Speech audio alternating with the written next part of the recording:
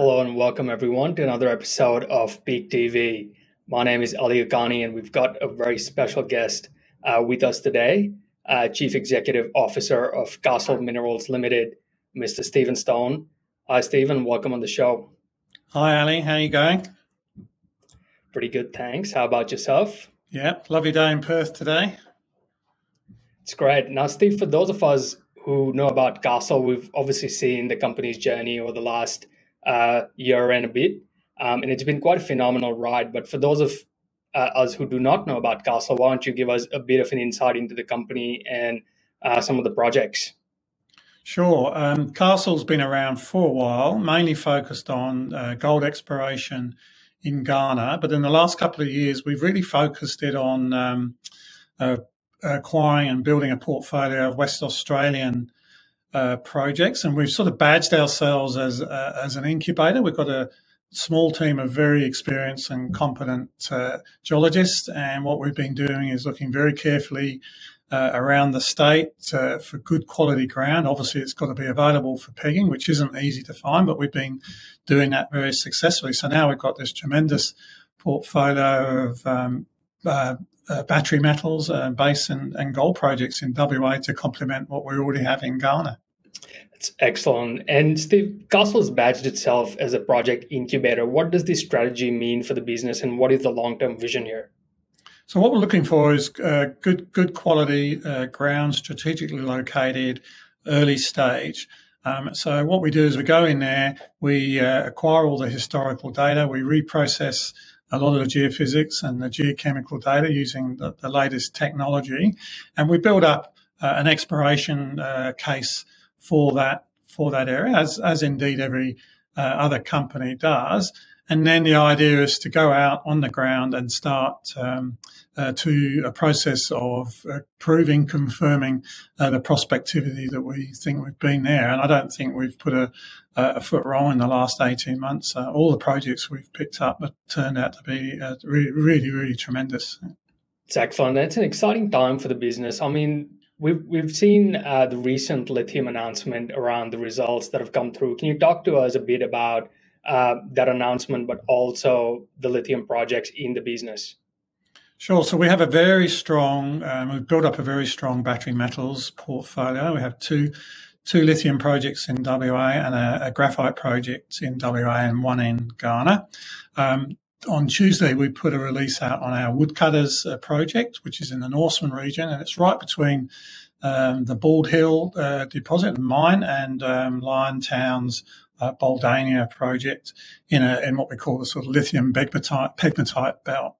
And we were able to pick up two licenses there, right between those. And what we found was the GSWA had done a lot of mapping there, and they actually confirmed there were pegmatites. So we're able to tick that box. We know there's pegmatites outcropping. There's a lot of areas undercover that we haven't got to yet.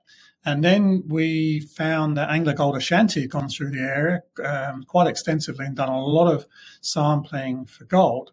When we looked at those assays, they were multi-element, so they actually assay for about 30 elements. So we've windowed out the lithium and all the lithium indicator minerals, and we found that there's some quite strong anomalism almost throughout our licenses there. So that's another box ticked, and then the setting there is that this is all close and proximal to an intrusive granite. So it's exactly what you want to see when you're looking for hard rock, spodumene type containing what they call LCT pegmatite. So what we need to do down now is go out, confirm that soil sampling, do some air core drilling to look for pegmatites beneath the cover, and then build it up, do some RC drilling. But yeah, we're right in a very, very active area. So that's a project that's cost us very little so far, but it's certainly added a lot of value to Castle. It's excellent. And we can't talk battery metals without talking about graphite. Why don't you tell us a bit about the graphite projects? Yeah, well, we have two licenses down at a place called Kendanup, which is north of Mount Barker in southwest of WA. So Kendanup was actually a graphite mine at about 1908. So there's quite a lot of workings there. So we acquired that project, and then we pegged the ground that amazingly that was open to the east, and we found that there's some workings there called Marta Gullet. So then we saw that another company before us had actually explored the area for nickel because it's at the end of the Fraser Range. Did some geophysics, found an EM anomaly, drilled that, didn't find much in the way of sulfides, but they went through a lot of graphite, which is not what they wanted, so they walked away. So we've now got that ground, we've got the graphite intercept, we've got the EM anomaly, which actually runs right into the Kendanut working. So you could sort of do a bit of arm waving and say, well, maybe the graphite's a lot more extensive. So what we're going to do now is refine that EM anomaly, and that work will start soon. And then we'll go in and do some RC drilling to see if we can find some more graphite. But that's another project that's gone very well, very, very quickly. North of there and over to the west, we have actually the Wilgie Springs, which is a lithium project, which is north of the world-class Greenbushes mine. So Greenbushes is the world's largest, most profitable, highest grade hard rock lithium mine. I mean, it just churns out a lot of money. Now, that project is that good that there hasn't been a lot of exploration around it, and we and one or two other companies are saying, well, maybe there's another Greenbushes in the same structural belt. So we were again lucky enough to spot some good ground right in that belt that we've applied for, and once it's granted, we'll start that process to see if there's any lithium on that. And then jumping over to Ghana, where we have all our gold licenses, there's actually been a sleeper asset of Castle, which is the Kambali graphite project. So last year we dusted it off. We went and took some near surface samples, brought those over to Perth, did some test work, and we were able to produce a good quality commercial grade graphite concentrate. Now, we don't know how big that project is, but we know it sits on a big EM anomaly again. So we're just about, and it should start next week, to commence a EM survey that should help us see how big it is. We'll then go and do drill traverses to confirm its boundaries. We'll then take some more samples, in fact, better samples than the one we used last year, to come back to Perth and do some more test work. And that's Ghana's only, in fact, I think it's the only graphite project that we're aware of any size in West Africa. So it's got a lot of strategic importance there. So that's 2 graphite and 2 lithium projects in Castle, all of which are very, very good quality, well-located projects. It's excellent. I mean, it sounds like, Steve, Castle's really at a reflection point, and you and the team have put together a fantastic portfolio of projects quite cheaply together. What would you say are some of the next steps here? What can investors look out for in terms of news flow over the coming months? Well, we're moving to a phase where, having acquired these projects and worked out what's going on, the next phase is actually to get on the ground, to do the infill sampling, to do the air core drilling, the RC drilling, and maybe even diamond drilling in some of the areas. So that's what we're really now all preparing to do. We have to get we can only do that on the granted licenses, but our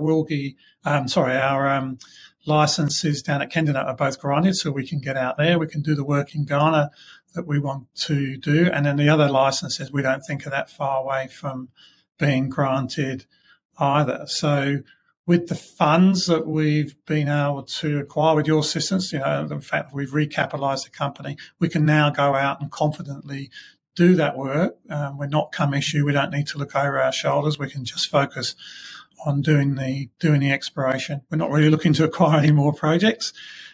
So this year is going to be one of consolidation and then moving all those projects forward and hopefully identifying 1 or 2 flagships within that. Excellent. We're glad to be backing the business and big supporters. But we can't talk Castle without talking about gold. I mean, given the current geopolitical climate across the world and interest rate and inflation, gold's really had quite a run. Let's talk a bit about Castle's project in the Irahidi Basin, especially in the backdrop of recent announcements from Rumble and Strickland. Yeah, well, we do have our gold projects in the Beasley Creek and in Meekatharra, but one that we're perhaps most excited about is actually a base metals project at Irahidi, as you rightly say, and we're right next to the Rumbul discovery there, and they've locked onto a massive mineralised system, zinc, lead, and some copper, and we're right next to that with our Withnell licence. And right to the south, Strickland have come along, and they've been doing some drilling. They've also found a lot of base metals. So that whole area is, becoming a world-class base metal mineralised system. And the Rumbul work is going around their Magazine and Navajo areas. Strickland are focusing on their Iroquois, and we actually have an area called Sioux and all of these were actually first discovered by Renison about 10 or 15 years ago. So there's a lot of Indians running around firing arrows and a lot of exploration going on there. And we've just had our Withnell licence granted, so we hope to be on the ground doing some work as soon as we can get our access agreements sorted out. And to the west of where Rumbul are working, we also amazingly picked up a huge swag of ground we call Terra Rossa. Lots of anomalism there, good geophysics, good structures.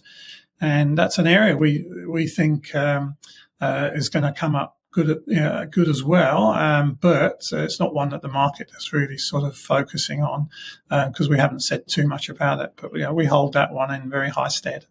Excellent. So what are the next steps here? I mean, obviously the year looks like it's full of exploration and there's so many projects. What are the next steps on the projects in the Irahidi Basin? Really, just boots on the ground. Ali, get the drills out there, and just see what we've got. I mean, you can spend all the time you like in the office reprocessing this and reprocessing that. At the end of the day, you don't find anything, and unless you drill, and that's exactly what we've got to do, and that's what we're pushing very hard to do now. Excellent, Steve. Going back to the project incubator strategy, a lot of investors ask us, how many flagship projects is Castle going to find? What is the big picture plan here? What do you have to say to them? Well, we hope we find at least one, because everybody wants a decent flagship, but there could be 2 or 3 amongst that portfolio that we've built up. We just don't know what's there until we get out and start drilling. That's the exciting thing about Castle.